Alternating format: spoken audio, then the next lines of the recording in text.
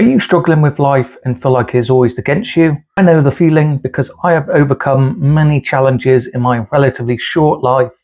This has included adverse mental health, losing a parent at a young age, neglect, abandonment, drug and alcohol addiction. Some ways that I used to help overcome this was discovering the gym and exercise.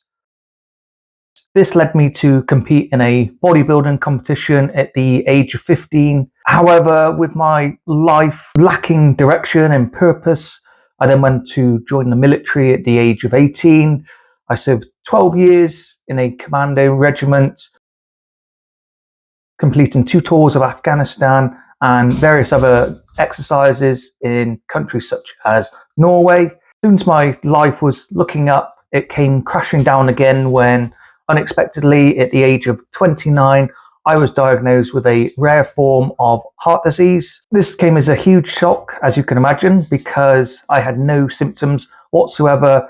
I was very physically fit and active, so I was very lucky that they found this abnormal heartbeat, because without it, I could have just collapsed one day and not been here today. Figured a link between my mum passing away at age 14 from a form of heart disease, and then that's when they came up with the diagnosis to ARVC, as it's known. However, at this point in time, with my military career over and 2 young children, I had no time to play the victim once I had this diagnosis.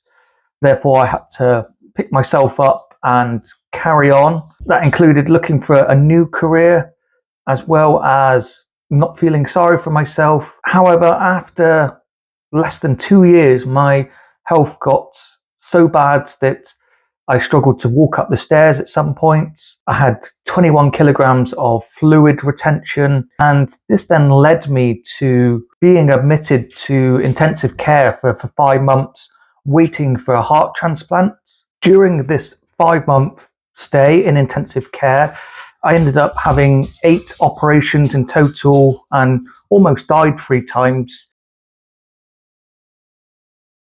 A story that I do vaguely remember is one of the cardiologists saying, how is this guy still alive? He should have died 6 months ago.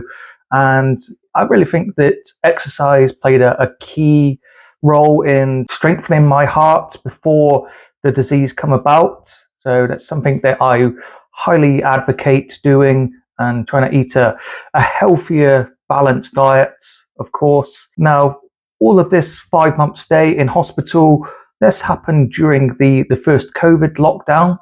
So as you can imagine, I didn't have a clue what was going on. And towards the end of it, there was no visitors allowed because everyone was on lockdown. It was here then in April 20 that amazingly I received a heart transplant.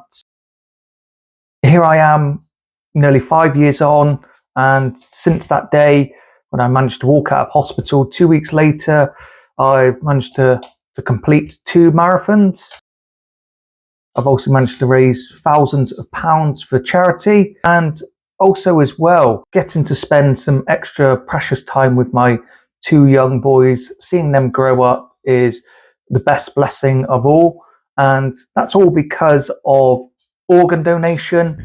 Now, I'm so very grateful for my donor, and as well as their family as well, for agreeing for organ donation in the first place. I really hope that my story can help inspire you to live better and to consider becoming an organ donor, because of the amazing benefits that it can provide. Also as well, I've written a book. So during the first or second lockdown, shall I say, I did a lot of shielding for best part of a year. So in that time, I started writing a diary, journaling my thoughts, and a nurse during my stay said, you should write a book about your journey. And I thought, why not? I laughed it off first of all, but here we are. So Hearts of Resilience. So if you ever get the time, please check it out on Amazon and let me know what you think.